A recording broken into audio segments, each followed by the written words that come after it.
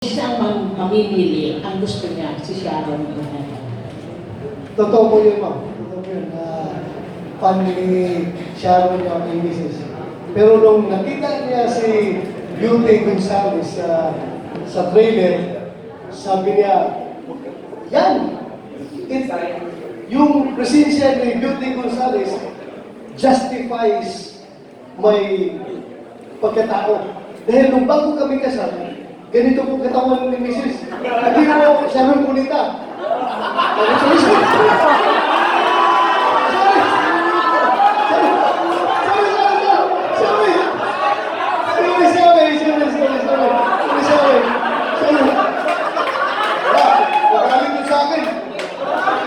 Sorry talaga, sorry.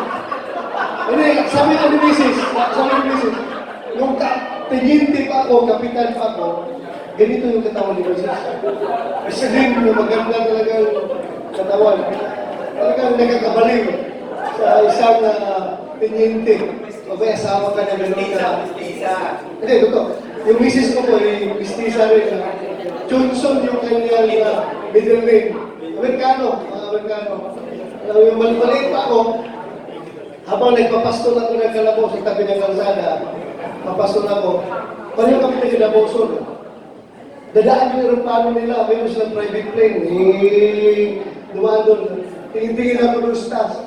Kailan kaya ako makasakay ng ganyan aeroplano? Hindi ko na-realize na yung palang may-ari ng aeroplano, magiging asawa ko, leader. Wala ako. Nung nausap na highway, nagpapasko lang ako ng Calabao. Doon, kung hindi, minsan lang sabi magbabaylan sila. Dumada sa mga barangay, yung mga Land Cruiser, no? Yung Land Cruiser na, yung Land Cruiser na, yung sakit lang, hindi. Pag yung plano sila, may private place na yung lulo nila, mga asindero, yung mga malalaking lupain ba? So, hindi ko akalain na yung pala-mayari ng aeroplano, mapapag-asawa ng nagpapasto na Calabao.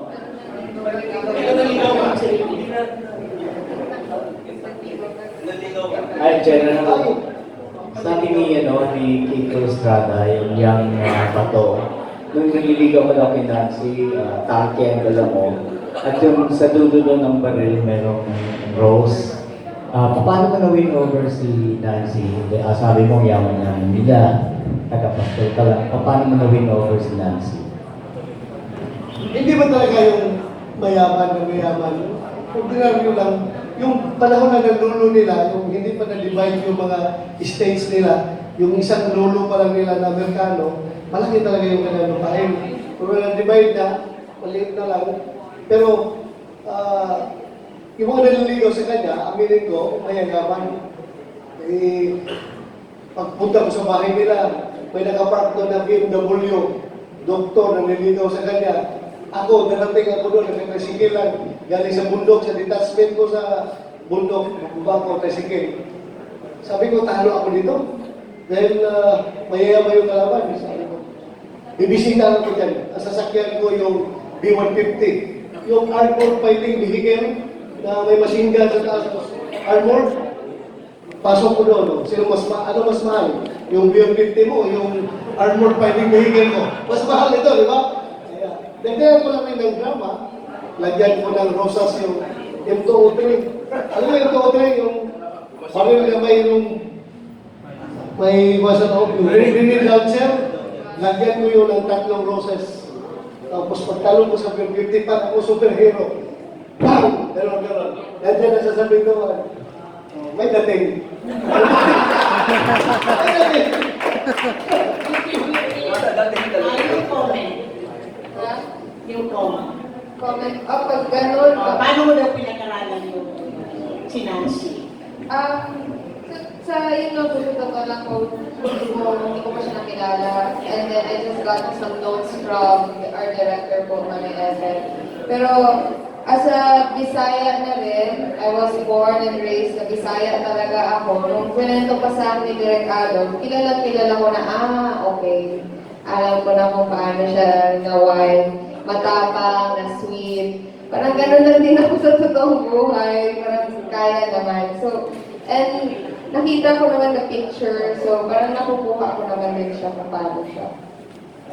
Thank you. Robbie, in the last press call, sinabi mo na tuwang-tuwa ka na isang regal baby ka na.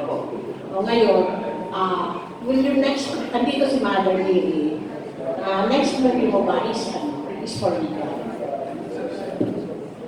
Pangarap na po namin ilang beses na po akong binigyan ng down payment ni Mother. Lagi ko naman binabalik sa kanya. Siguro po ngayon, pag binigyan ako ng down payment ni Mother, matutuloy na po kami. Sigurado po yan. Sigurado.